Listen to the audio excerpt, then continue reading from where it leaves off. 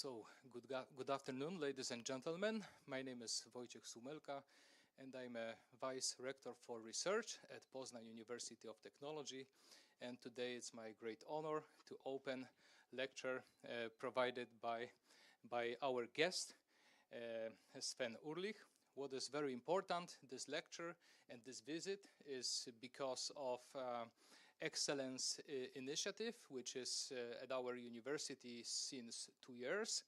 And during this visit, professor is providing lectures for academic staff, but also for students, and also some other discussions. So please remember all the time to push our guests, because I think that this is really a great chance to have a new scientific, let's say, point of view. You can start cooperation, and I hope that because of that you will be able to prepare better scientific results which next can be pushed to prestigious journals, as well as maybe some joint projects. So this is a big chance for you, for us as a university. So, Professor, your stay here is really very, very important for us. Before Professor will provide a lecture, so first the Dean will tell us a few words about scientific career of our guests. So, dear Dean, the floor is yours now. Thank you, Mr. Rector. Good afternoon, everybody which are present here. Good afternoon, everyone which join us through the online transmission. And this is the great honor, and I'm very pleased that we can guest here the Professor Sven Ulrich. It is a long cooperation for us, and I hope that we are still starting the cooperation, not finalized. Let me introduce a little bit the professor. I will use my cache memory because there are the number words like thin films and sputtering. Then I would like to miss anyone. Professor Dr. Sven Ulrich was born the 2nd April in 1965. And actually he is deputy head of the Institute of Applied Materials and head of the Department Composite and Thin Films, and a professor on the Faculty of Mechanical Engineering at the Karlsruhe Institute of Technology. He received the diploma degree in physics in 1991 and a PhD in also physics in 1996 at University of Kaiserslautern in Germany. And currently he is also the president of German Vacuum Society and vice president of the advisory board of the Institute for Surface and Thin Films Analysis in Kaiserslautern, Germany, and a member of the board of the German Physical Society. His research activity strongly focuses on the formation of the thin layers from the structure, from the interaction, from the plasma amplification, and strongly focused on its application and functionalities. And the professor, using the many deposition technique, active on reactive physical vapor deposition, as well as chemical vapor deposition, layer formation, and up to now he is author or co-author of the more than 170 papers, including also the review articles, which were cited more than 6,000 times. Hirsch index is about 35, and he also gained 46 patents, I think. So, Professor Sven Ulrich, the floor is yours. Thank you very much. So, thank you also very much for your kind introduction. Ladies and gentlemen, I want to welcome you to my talk, and also the members of the Polish Vacuum Society, which can also listen to my talk, and this is arranged here by you here.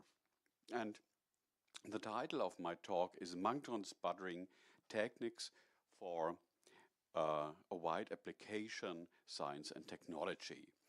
And I'm from KIT, And here is a brief outline of my talk. I want to give a short motivation why thin film technology is so interesting. Then I make also a short introduction in magnetron plasma physics. And then I will have several topics for very interesting materials, carbon-based nanocomposites, metastable protective coatings, protective multilayers, and also I will some few words about large area deposition, and finally I will summarize my talk. So here are different key application fields where magnetron sputtering is involved. For example, electronics and semiconductors, integrated circuits, electrodes, barrier, flat panel displays you can see here. Glass coatings, so the architectural glass, here you see the mirrors, this is also produced by magnetron sputtering, also display glasses. Optics, for example, here you see reflecting coatings, also other precision optical filters, coatings for lenses and mirrors. Wear protection, tribology, this is also a very important field because you cannot buy any tool which is not coated. And this coating increases the lifetime, let me say, dependent on the situation by a factor 2 or 10 or 100 sometimes. Decorative and functional coatings, you see here titanium nitride coating and it looks very golden. Yeah. So also if you have a ring, they are deposited first titanium nitride and maybe then a thin layer of gold, yeah, and if this gold is vanished after a time, yeah, then the ring looks nevertheless golden. Yeah, this is also one application of this decorative coat. Photovoltaics, you have also thin film technology for this. Corrosion resistant materials you can find here in the car and fuel cells, and also medical components or implants. They are coated, and in order to avoid this, let me say, biocorrosion. And for example, for information technology, you have use also this magnetron sputtering. And this application fields lead to the conclusion how important, or that thin film technology is very important, and also magnetron sputtering. So let's start with first introduction of magnetron sputtering. Maybe you know the different states of matter, solid, liquid, gas, and you can go from one state to another, for example in this direction. When you increase the total energy input, for example, you can increase the temperature. What is not so known is that after the gas you have an additional state of matter, and this is plasma. So plasma is the fourth state of matter. And now I will ask, when you consider the whole university, how many percent of the visible matter is, let me say here, in the plasma state? What would you estimate? How much? Here, this is solid. Here, the water you drink is liquid. The air you are breathing is a gas. How many percent in the universe? What would you estimate? Some numbers between 0 and 100? What would you say? I can give you the answer. It will be 99% of the visible matter in our universe is in the plasma state. And this is because here all the stars, the galaxies, these is matter in the plasma state. So here you can see Southern Ring Nebula here, or the Ant Nebula here below. And what you see here is also plasma is beautiful. Yeah. So this is also one, besides the very interesting scientific topic, so why plasma physics is so interesting. And how can you create a plasma? You can create a plasma, of course, when you have gas and increase the temperature. But it's not so easy to increase the temperature, let me say up to 50,000 Kelvin. It's not so easy to do this. But you can do this. By this way, you need only 2 electrodes. Yeah? One electrode is, for example, grounded. Here you have the potential 0 volt. And the other is, for example, minus with, for example, minus 500 volts. And under these conditions, you can create a plasma. How would you do it? You need gas, argon gas inlet here. Then you have argon atoms. And if you put this in a chamber and apply a pumping system, this is leading to a working gas pressure. So the amount of gas inlet and the power of the pumping system can be adjusted so that the working gas pressure is, for example, 1 Pascal. Here, 1 bar is 10 up 5 Pascal. So, and then what happens? You have not only, you have gas in between, but it must not be 100% atoms, argon atoms. Maybe there is one pair of an argon ion and an electron, and you can get a recombination. But when you have a magnetic field, the argon ion will accelerate it to the minus electrode, negative electrode, and the electron will accelerate it to the anode. And then the electron is collecting energy during acceleration in the electric field.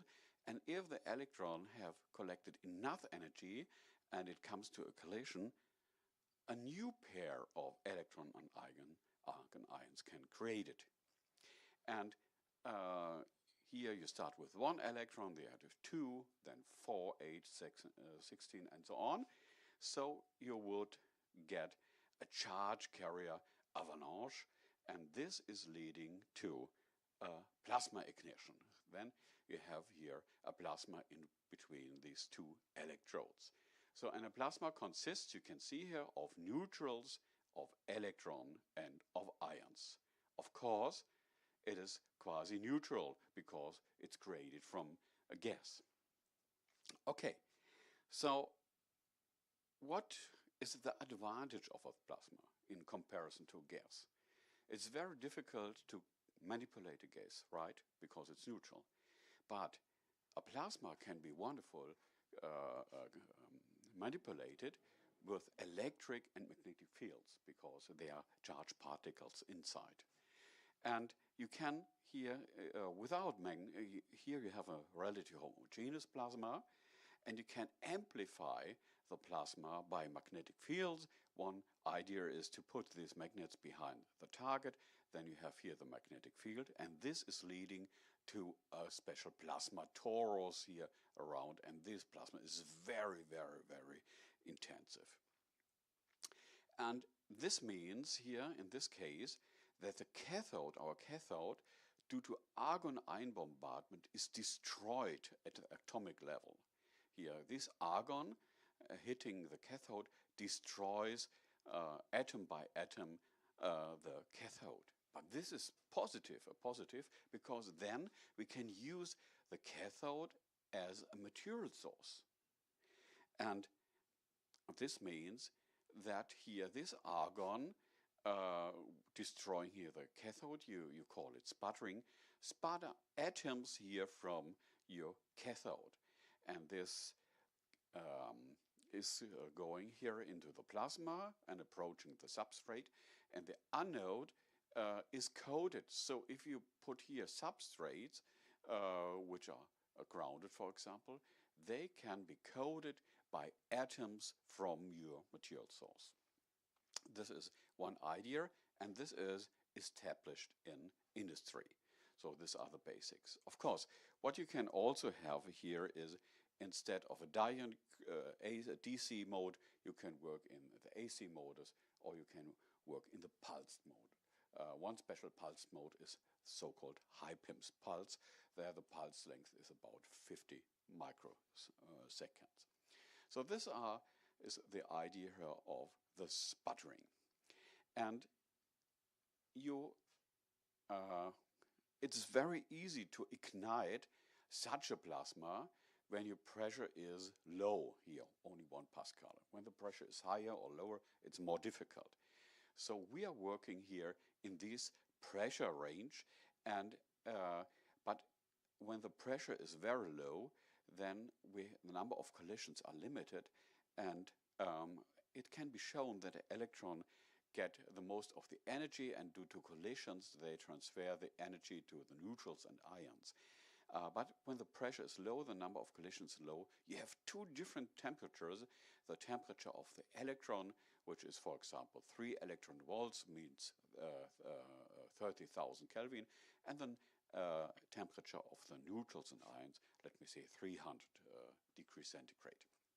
And when the pressure is increased in this direction, the electron transfer more energy to the neutrals and ions, so electron temperature goes down and neutrals energy goes up, and then let me say at 50 or 20 millibar here, we have then a thermal equilibrium plasma, but below not. But this is also interesting because you can make an interesting chemistry with this very high temperature. Yeah? So for some processes, only the differences in the velocities are interesting. So this means you can do chemistry on the level of 30,000 Kelvin. So this is very interesting. So these are two reasons why the low pressure plasmas are so interesting. And when you go back here, what I have shown here, you have a plasma and here you have magnets. Yeah, so particles may be accelerated here in this way to the cathode, and then when you're approaching here the cathode, the magnetic field strength is increased, and this also is shown here. So electrons are approaching here the poles of the magnet, and you have here a circle-like movement, or like a helix-like movement, and when the magnetic field strength is increased, then the radius of these circles are becoming smaller, frequency becoming higher. So this happens what happens here in the magnetron. But this you can also observe in nature. For example, here, when a solar wind is coming from the sun and approaching our Earth. So what is a solar wind? A solar wind is a plasma starting from the sun and is accelerated out of the sun and flying to the universe, and maybe when the Earth is on the way, this plasma wind will come, or this plasma will come to the Earth. And then, of course, the satellites, the electronic of satellites can be destroyed, so they are turned off, and when the plasma is away, it turned on once again. But you have a plasma, and a plasma is consisting of neutrals, electrons, and ions, and here you have also a north pole and south pole, and this means you have this helix-like behavior, and the radius here, the magnetic field strength becomes higher and higher, so the radius is lower and lower, and the velocity is higher and higher, and then something happens what you can observe when you are in the northern path or in the south path of the Earth. You can see here these polar lights, north and south polar lights.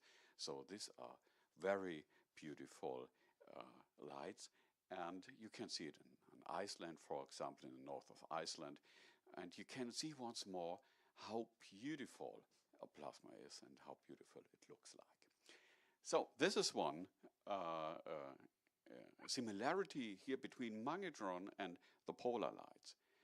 Other idea is you can use a plasma for an ion thruster. You know here an ion thruster, you create a plasma and put out then, for example, xenon ions, and xenon ions are very heavy, so then you can use this for the acceleration of your satellite and your starship.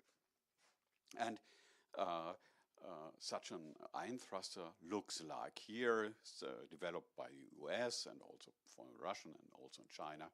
Here the plasma goes out, and this can be used for the acceleration of here your satellite.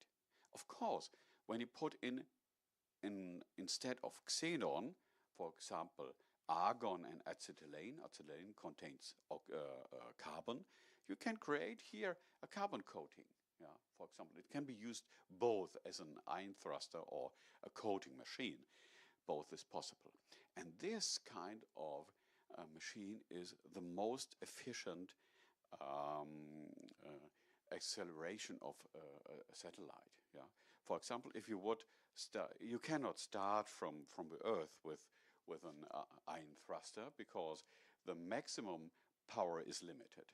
Yeah. But when you start, for example, between the Moon and the Earth, two satellites, one satellite with a commercial, yeah, the velocity will increase rapidly, but then it's out. Yeah. And the ion thruster will increase, accelerate in small steps, and then, of course, xenon is out after a while. But the end velocity will be higher, the highest what you have. So therefore, also the satellites today have an ion thruster. Yeah. Correctly, we should say plasma beam thruster because you have to compensate it.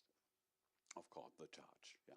So, for example, you can get internet from the satellites from Elon Musk. Yeah, and this satellite has these ion thrusters inside. Yeah, because you have friction, and they would the velocity becomes smaller and smaller, and then we fall down on the Earth. But when you have an ion thruster inside, you can increase the lifetime, of course. Yeah, and then you must optimize it because you have radiation from the space. Yeah, and this destroys after a long time your electronic in the satellite. Then you have to optimize it. But today, this is the most efficient possibility to move your satellite or your rocket. Okay, but coming back to magnetron sputtering, we know we have these two electrodes. One is our material source, and the other are the substrates. And here is a special magnetic, special geometrical arrangement.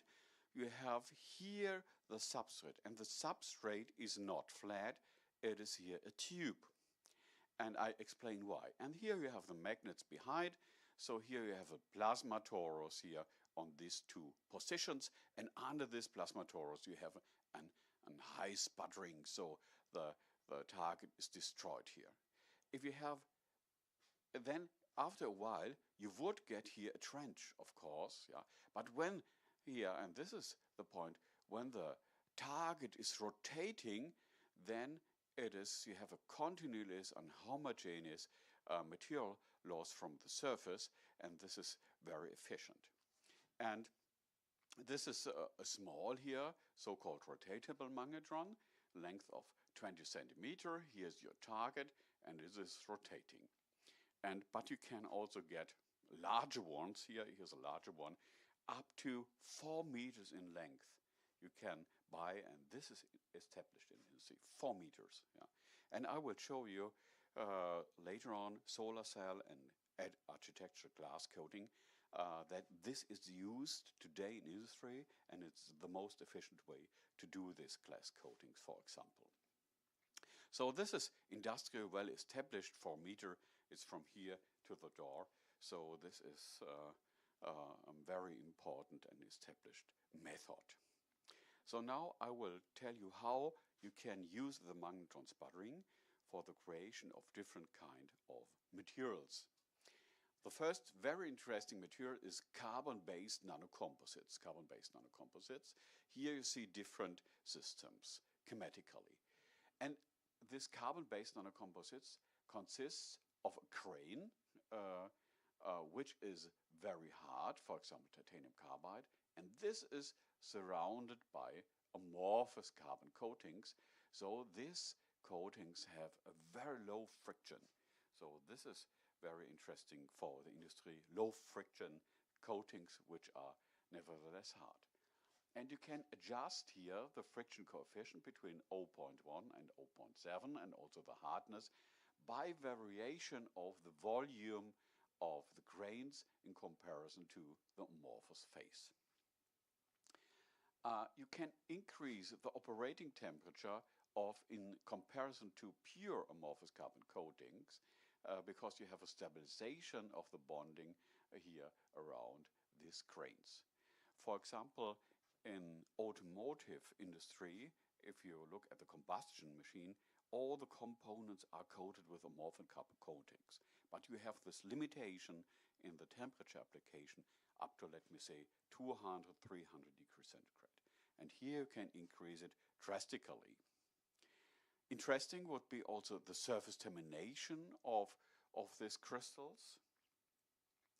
And of course you can adjust the grain size.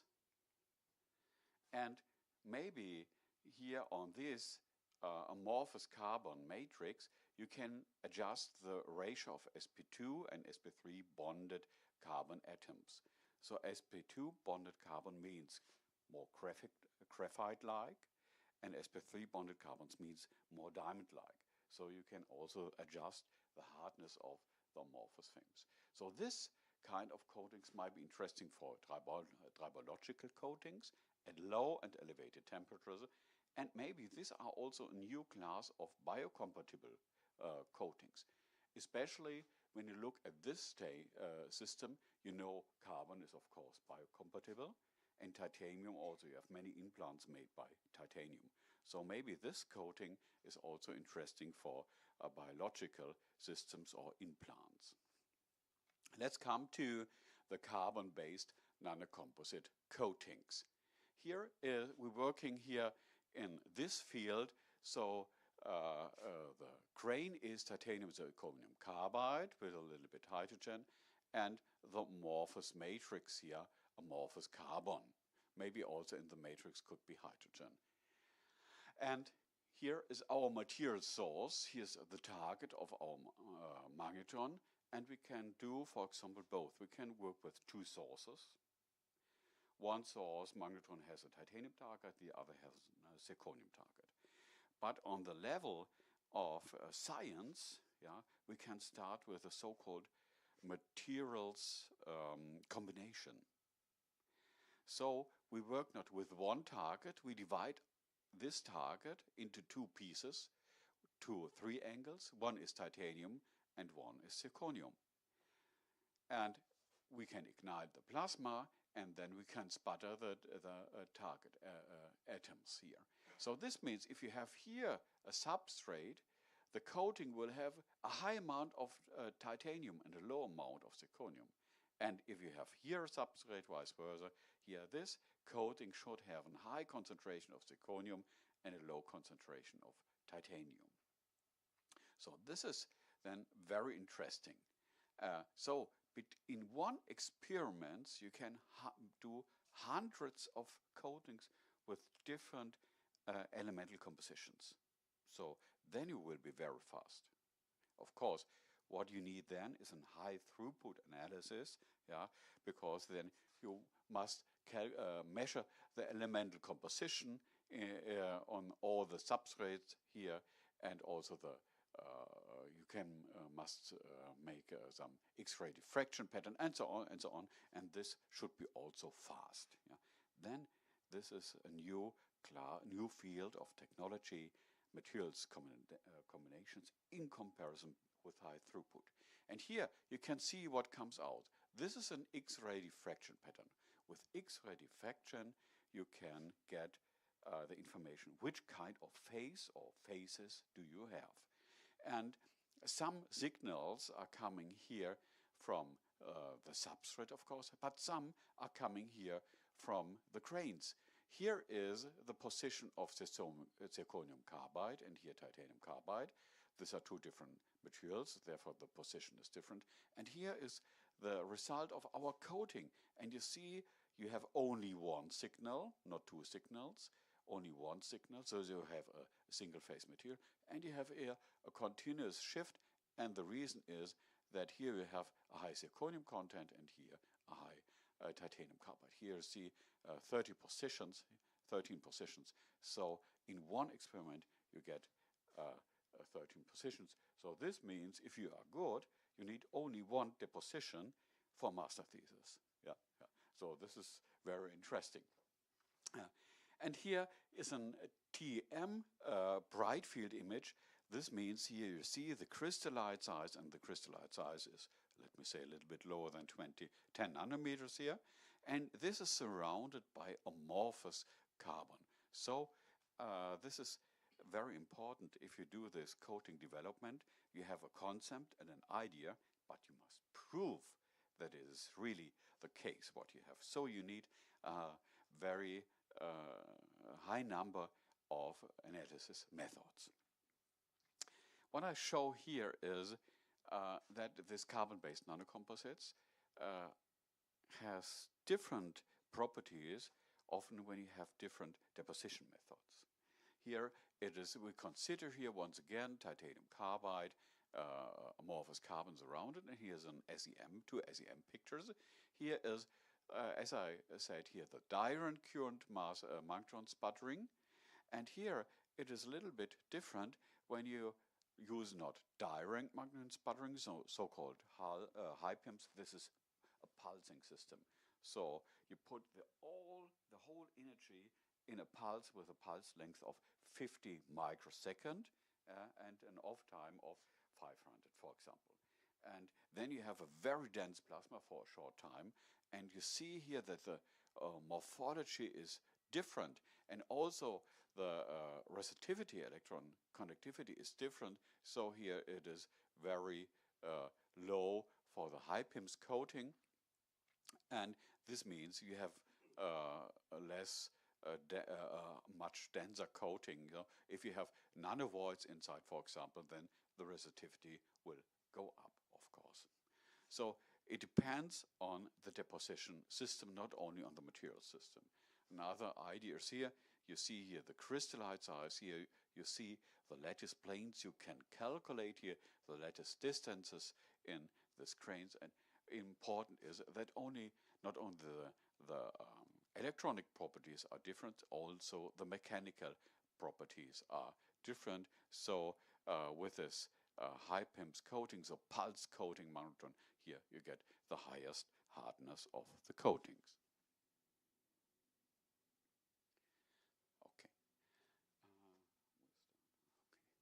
So here are some other results. Here we can have not only one grain, we can have two grains, titanium carbide and silicon carbide in amorphous matrix, and this is leading at last to an enhancement of hardness. Here you can get a super hardness, and the oxidation behavior is also improved. If you have here 6.6 atomic percent silicon inside, then the oxidation is drastically reduced. Not the whole coating is oxidized, only the top layer, and you can optimize this. So this is one possibility to optimize this carbon-based nanocomposites if you here add, for example, silicon or silicon carbide. Here you can see here what is important for this carbon-based nanocomposites. The coefficient of friction and the wear rate can be adjusted. If you increase the carbon content in your coating, the friction here in black is going down, the friction coefficient, and the wear also simultaneously goes down. And this is published in different kind of papers. Here are two diagrams of two papers. And what is also interesting is that we have, I said, it is more stable than a pure carbon coating. And this is due to the boundary phase between the amorphous matrix and the crystallite. And this is proven. Here is an XPS spectra of the carbon peak, and what you expected, that carbon is bonded to titanium. Yeah, this signal will come from the titanium carbide grains, and one signal is here from the matrix of the amorphous carbon. This is what you expect. But here you find a new peak. Yeah, it's called a titanium tick star peak, a new peak. And what it is, and this is investigated systematically, and here is this ratio of titanium carbide star to titanium plotted here of the inverted grain size. So when the inverted grain sizes increase, this means the grain size is decreased. When this grain size is decreased, interface area is increased. And so this means here we increase here the interface area, and then the peak ratio is increased. So this means that this titanium tick star phase must come from the phase. And this is the reason that they have this higher temperature stability. Here you can see from Raman spectroscopy the ratio of the so-called D and GPEG band, and this is quite constant, varying a little bit up to, let me say here, 600, 700 degrees centigrade, and then it goes down. So here the temperature stability is drastically enhanced in comparison to pure amorphous carbon coatings. So this is interesting, and you can adjust the friction coefficient. So these are low friction coatings, protective coatings for elevated temperatures. So let's go a little bit into the detail. We have produced this kind of coatings with our coating facility. This is a Hauser coating facility. Here are two doors, and in each door there is a magnetron. And we investigate these coatings for low temperature, 200 degrees centigrade and 400 degrees centigrade.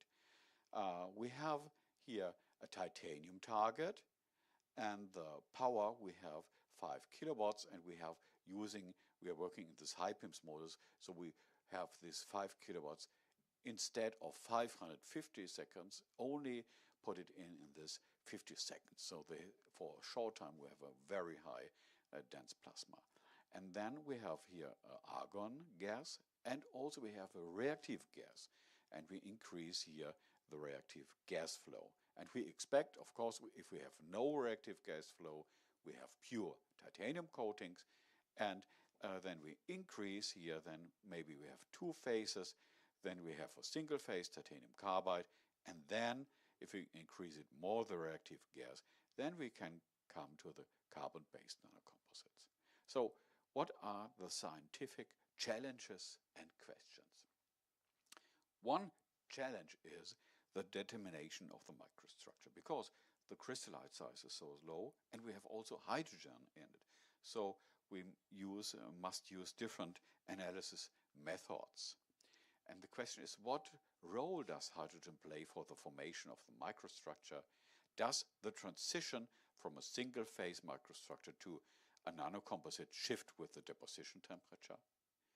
And can nanocomposites also be formed at low substrate temperatures? And this is correlated. Can cold work steels coated with carbon-based nanocomposites? Because when the temperature is too low, maybe you cannot create a crystallite because the energy is too low. And then you can, you can go to a higher deposition temperature. But for example, when you must use or want to use cold working steels, you are limited in temperature. Yeah, you can only use cold working steels with a high toughness, up to temperatures between 200 and 300 degrees centigrade, not more. Therefore, you must be able to produce all these different kind of coatings also at a low temperature. The question, is it possible? First, what we do is we want to look at the elemental composition. We use elastic real coil detection analysis to get, and we use this method because we can use here, can measure titanium, carbon, and also hydrogen. This is one method to determine the elemental composition, where you can also get the elemental composition here of hydrogen. And here are two results for the low temperature and two results for the higher temperature, and a low reactive gas flow and a high reactive gas flow. So considering first here the low temperature result, when we increase here at this reactive gas flow, we can adjust coatings where the titanium content is equal to the carbon content. And if we increase the reactive gas flow, of course, we expect here a higher flow of the carbon, here a higher carbon content. And when we do the same at a higher temperature, we have here at these conditions a higher carbon content. And the reason is the reactivity. The reactivity is higher at a higher temperature. And here the same for the high reactive. So what we expect here is At this process conditions, maybe you have here titanium carbide grains, and the surplus, what can we have? The amorphous matrix. Yeah? So this is what we expect, but we must prove it, of course. And we use two important analysis methods. The first is Raman spectroscopy. Raman spectroscopy is an interaction between light and phonons. So in a photon-phonon interaction. So you have movements in your solid. Yeah?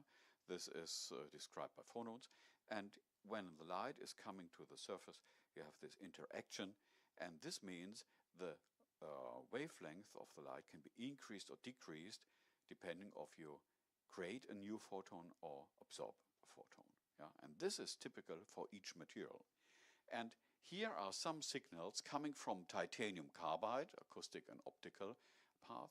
And here are two signals, and this signal is coming from the amorphous carbon phase. So this means the D peak and D and G peak, so-called.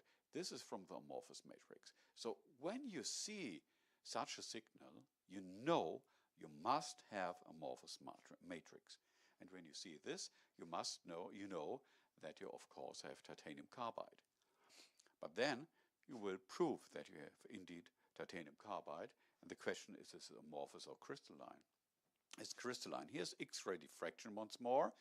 Here are some signals from the substrate, but here is one signal from titanium carbide, and you see clearly at a low reactive gas flow you have here a signal from titanium carbide, and in higher reactive gas flow you have also a signal, but it is broader. So this means the crystallite size is reduced.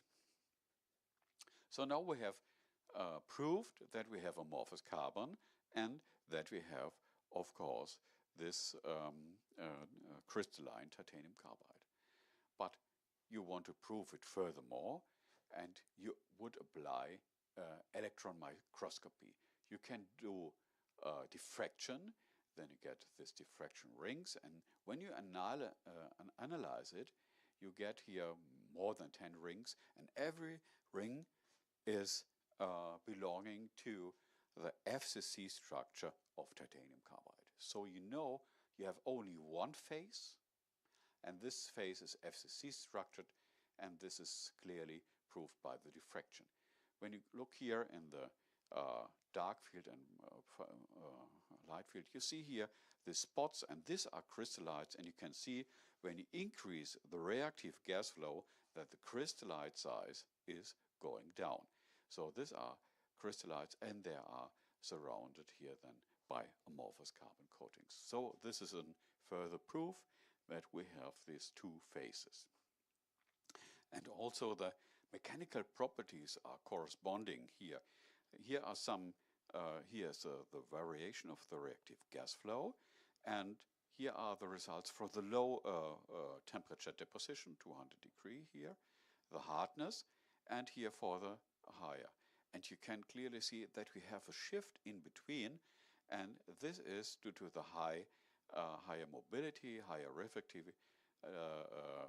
reactivity on the surface, and at the same microstructure you will get nearly the same mechanical properties. This is one example, and this is show that you have a clear correlation between the microstructure and the property.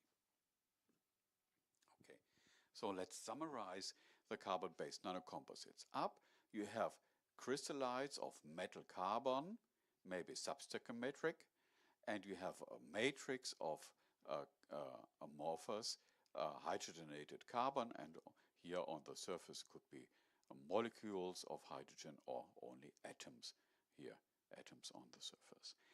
And this is what we get when you increase the carbon content. First, the carbon content in the crystallite goes down to a minimum, and then it is increasing, and the crystallite size, as we have seen from X-ray diffraction, goes down from 7 nanometers to 3 nanometers. This is the low temperature formation. So we have proved that we can also coat working steels. When the temperature is higher, the crystallite size is increased here from 7 to 30 nanometer, but nevertheless, when you increase here the carbon content in the coating, the crystallite size is going down to 5 nanometer. And from the phase equilibrium, you would expect titanium carbide and graphite. So these two phases. And when you consider the three atom system, titanium, carbon, hydrogen, then you would expect titanium carbide, graphite, and hydrogen as a gas. But you can work here with thin film technology. You can also establish amorphous phases, and then you are here in the case that you have titanium carbide, amorphous, and amorphous hydrogenated carbon. These both phases. Now we can think, how can we upscale it? And this we can do with a larger coating machine. For example, the coating volume is 1 cubic meter, for example. You have different sources here where the titanium target is, and you put gas in, and the substrate holder is here rotating the blue one, and also the satellite on it is also rotating in order to get a uniforming method. And you can do it for different deposition conditions, high PIMs, this pulse or DC, and what you get here from when you're working with 100% high PIMs, then you get this very dense coatings. But the advantage is that the growth rate is going down.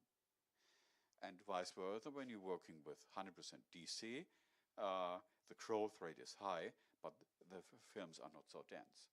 And maybe you can work here in a hybrid modus, and what you can see when you have only 5% of DC, then the growth rate is very high. So this is, and nevertheless you have the very high quality of the coating. Other possibility is you use Magnetron sputtering and a plasma source.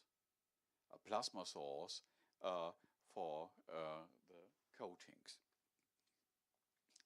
And here is a brief review here from the Fraunhofer Institute.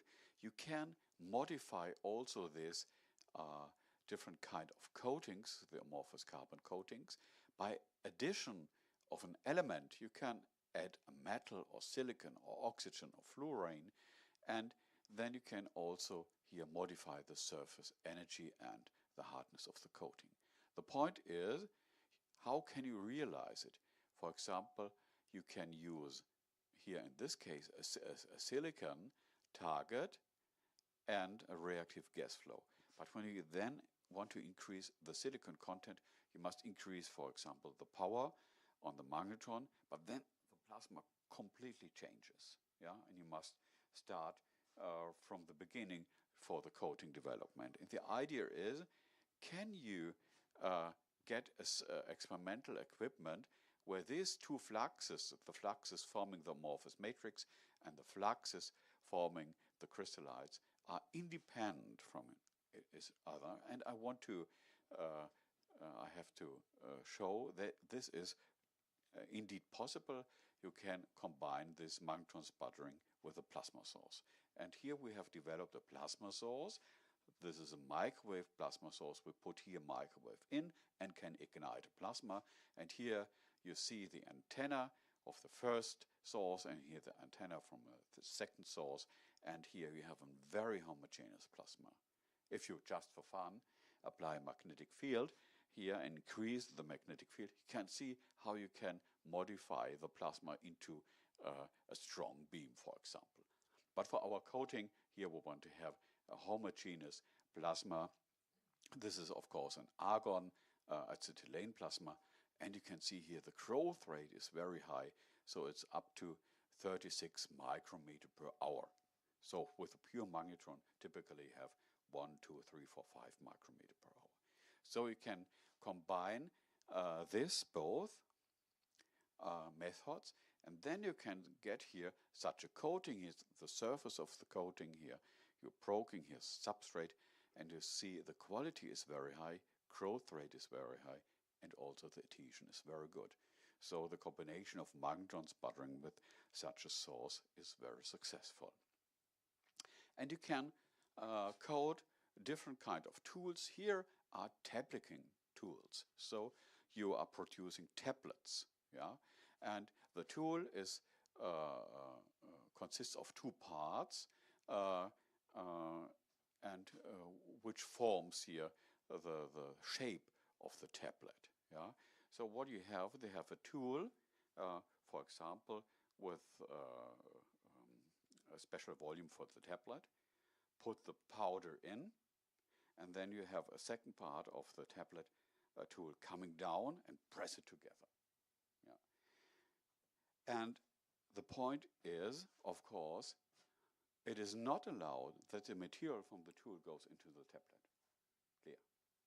What is also not allowed is that the temperature is too high during the process, because you have the tablets, the powder, are the medicine, and when you increase the temperature in your powder, in your medicine, it could be very dangerous. Yeah? Therefore, it must be. And then with such a tableting tool here, you can produce here, for example, let me say here, one tablet, yeah, here, or two. Here you can make more tablets here. 1, 2, 3, 4, 5, 6, 7 tablets in one process. Yeah.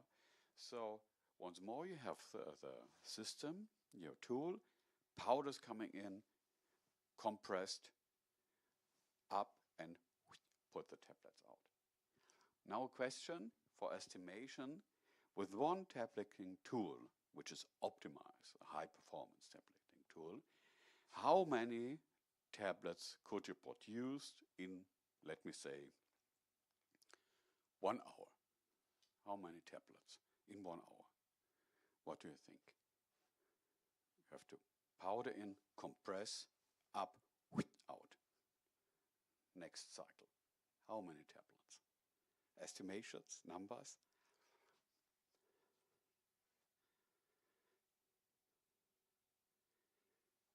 What are your estimations? You cannot know it. I also don't know it. I can say it. 2 million tablets in 1 hour. And this means how important the requirements on the coating is. The coatings must be biocompatible. Friction should be low, that you would not create heat during the process. Yeah. And also the tool, the temperature of the tool should also not increase, yeah? Because otherwise the tablet would do something what you don't want. So this is one application of this carbon-based nanocomposites. Other very important story are the metastable protective coatings. You can divide up all these hard materials into materials with a metallic bond and heteropolar bond and covalent bond. One example, titanium nitride or titanium carbide are conductive, so they belong to the metallic hard materials, and they have a high adhesion and high toughness. The covalent bonding materials form here this kind of coating, and it's very hard, for example, diamond, and here alumina or zirconia oxide. These are also heteropolar hard materials with a high chemical stability and inert behavior. So this kind of coatings you can produce, but what you also can do, you can try to get metastable materials. Yeah. So the property of material is dependent on the selection of the individuum, the atom, and dependent on the crystal structure, the collective behavior. Yeah. One example is graphite and diamond. The same individuum, but they are completely different. Diamond, the hardest material. carbon is weak, not hard. Yeah? Diamond is an isolator. Yeah? Graphite is good conductive. So the crystal structure is very important. And so the idea is to make a metastable coating here in the FCC structure in order to get a high toughness and with a high amount of covalent in order to get the high hardness. And here's a phase diagram. So here's titanium nitride, aluminum nitride, and here you see the maximum solubility of aluminum nitride in titanium carbide. So this is what you expect. But with a PVD process, you can expand it up to 68 atomic percent. And nevertheless, you have one phase. Yeah? And then we have the high toughness and the high hardness.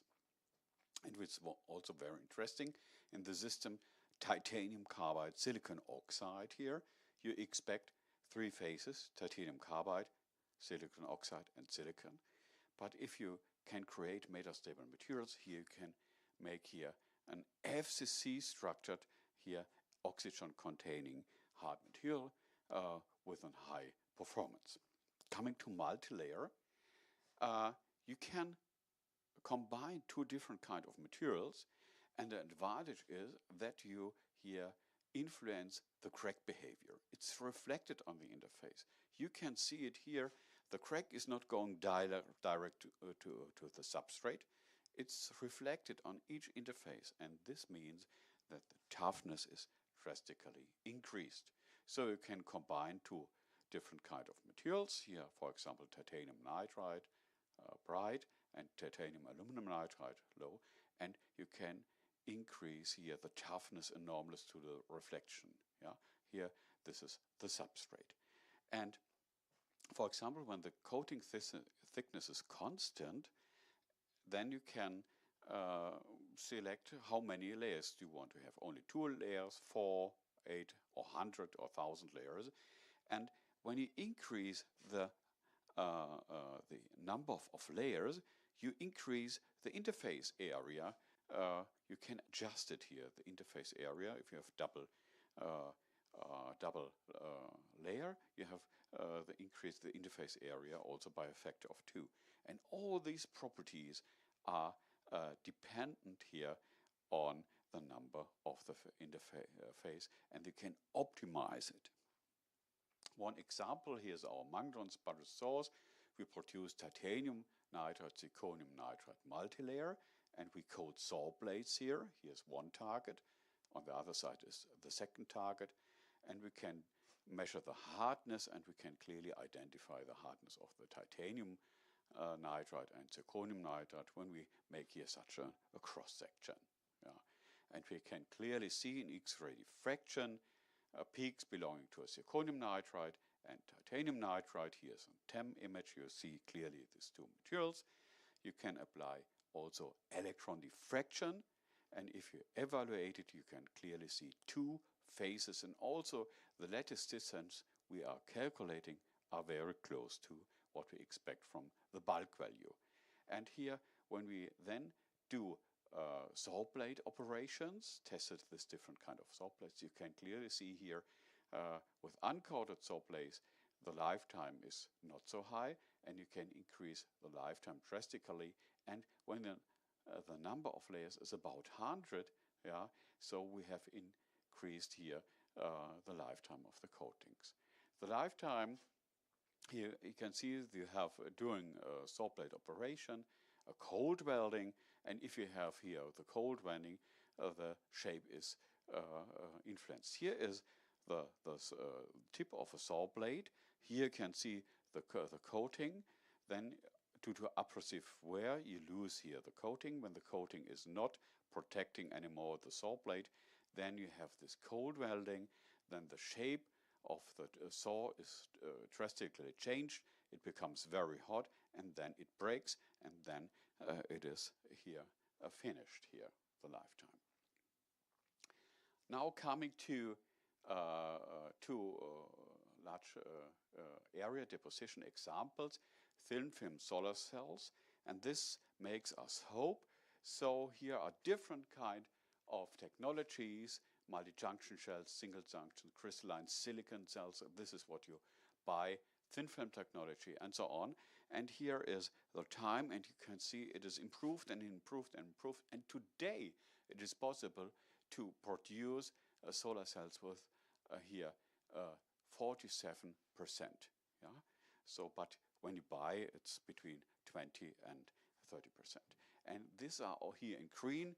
These are also thin film technologies here, but we can reach here in the lab about here 23 atomic %.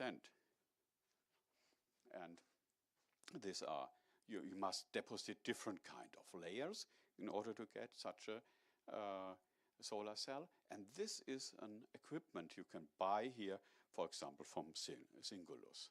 Yeah, and you can increase this more and more.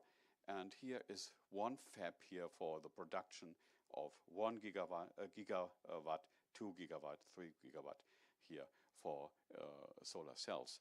And so every 30 seconds you produce one module of, let me say, 1 square meter. Yeah. The same, you see all these skyscrapers, and they have mirrors, and then they must have mirrors outside, otherwise it would be too hot in the skyscraper.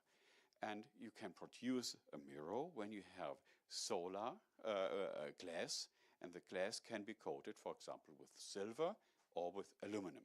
And then, so in this way, you can create a mirror. And these are also this kind of production facilities. Here is your glass going in the first chamber with a small slit. Then here outside you have 1 bar and maybe here bar and so on. Then you reach here 1 chamber where you have 1 Pascal working pressure and station. It goes in, and here out. There are different lengths you can buy. And all these glasses are produced such as sometimes they are size of such half of a, and it's also very expensive, of course, but nevertheless it's the best way to, cheapest way to do it. So let's summarize my talk. I have tell you something about the magnetron itself and carbon-based nanocomposites, friction material have main surrounded by amorphous carbon. Then superhard materials, instead of 2 phases, you have 1 phase, and due to the lattice select have a high toughness. One example is silicon nitride, 2 phases or 3 phases for select only 1 phase. We have protective multilayer, where you can drastically increase toughness due to reflection and energy dissipation on each interface. And I have shown that large area deposition is possible, widely established in industry for architectural glass and for thin film. So thanks to the committee for the invitation and that I can visiting. And especially I want to say thanks to Professor Gaika and Professor Rowski, who has made it also possible that our friend Polish Wykład Society can listen to this talk. To my colleagues, without my colleagues and authors, I will be nothing. And to our cooperation discussion partners. And finally, last but not least, for your attention.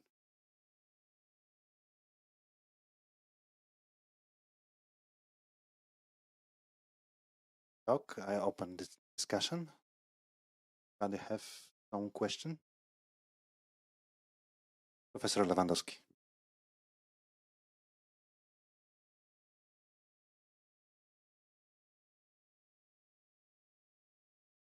Thank you very much for this interesting lecture. I have 2 questions. One is technical, one is more scientific. So the technical one is about this targets for deposition of titanium and zirconium. And you said that you can obtain layers with different composition. I assume you don't put voltage to only a certain part of the target, so I assume that you focus your beam somehow, and your plasma beam, yeah. So and to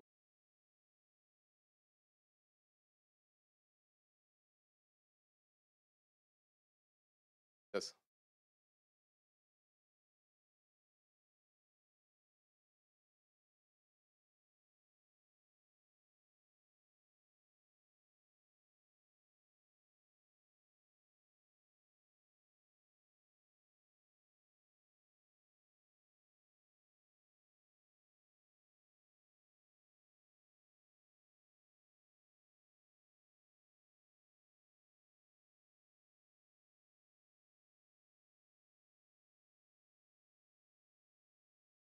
Yes, but how you obtain different focus your plasma beam, scatter only a certain area of the target, or you use shutter, or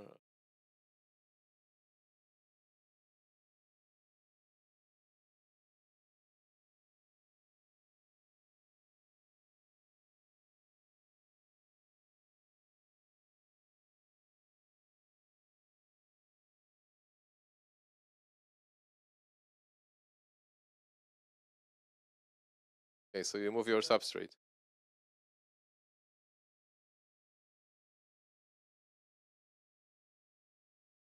Okay. Ah, I see. Have different substrate in different locations. Okay. And the other question is about this multi-layer coating of flow blades. So there was a relation where you showed that with number of layers and number of cycles and then it starts decreasing. So what is the mechanism? The layer is too thick.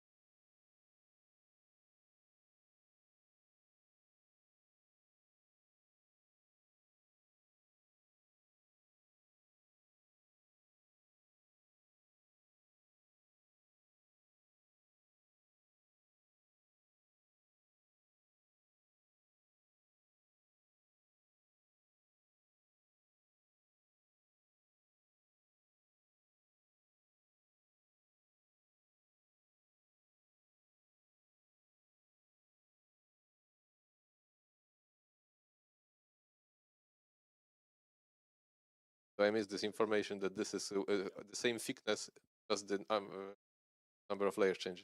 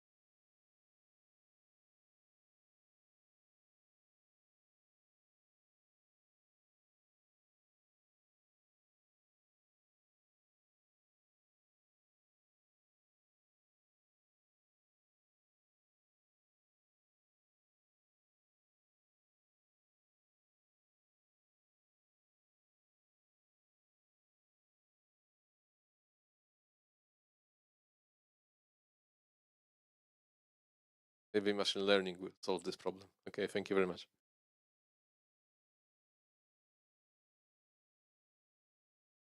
Thank you very much. Another question? Okay.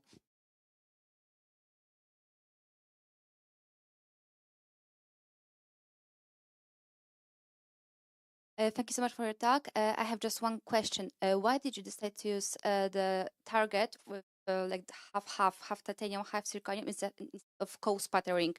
One target with titanium and zirconium. It just you will still have like in one deposition, you are still able to have different chemical composition on one substrate, and just don't have to make this new target with half titanium, half zirconium. Just why did you choose this?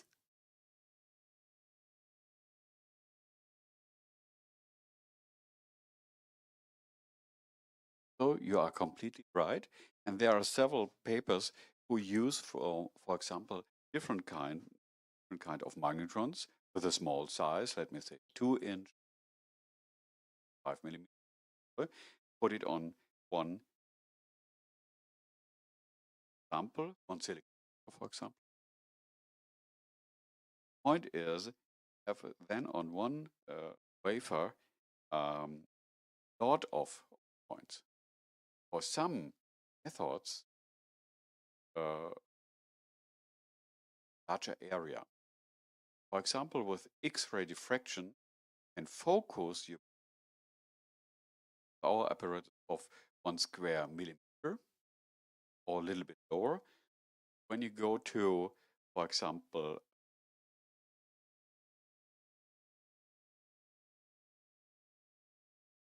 synchrotron radiation, then you can go down to 20 micrometers in order to get the structure.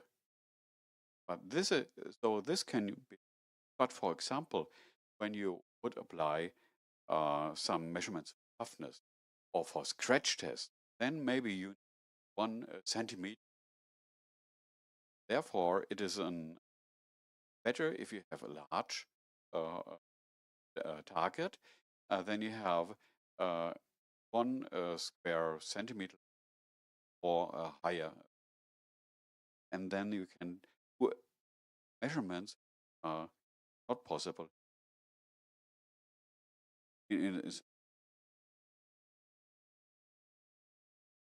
have here 40 centimeter our apparatus, but if I has theoretically can buy magnetron 4 meter.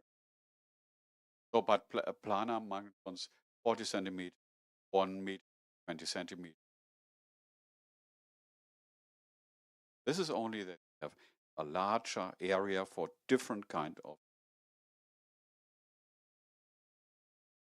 And then, of course, you can apply the standard extraction. We have samples.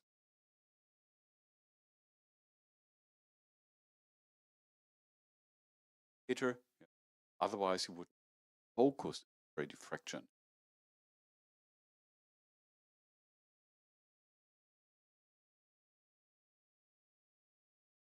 Thank you. Another question?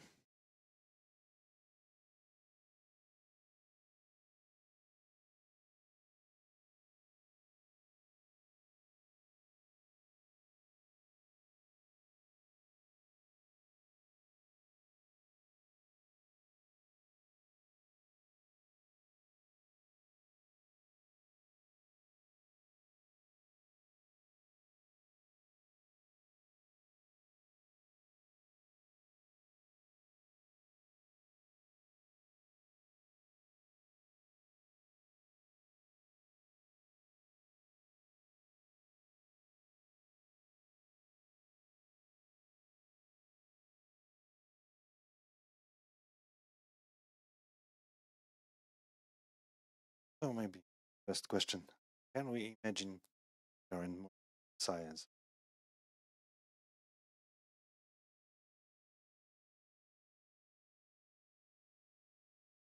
Industrial process on the economic level for different glass coatings But for example, also for solar cells, there are other deposition methods, other kinds. Use, for example, chemical vapor or plasma enhanced.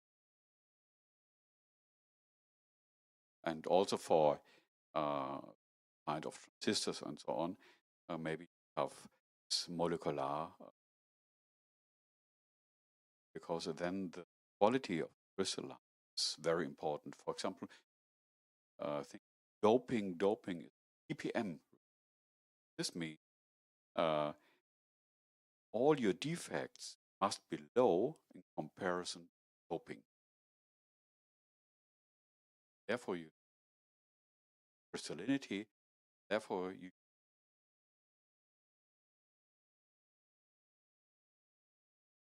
can.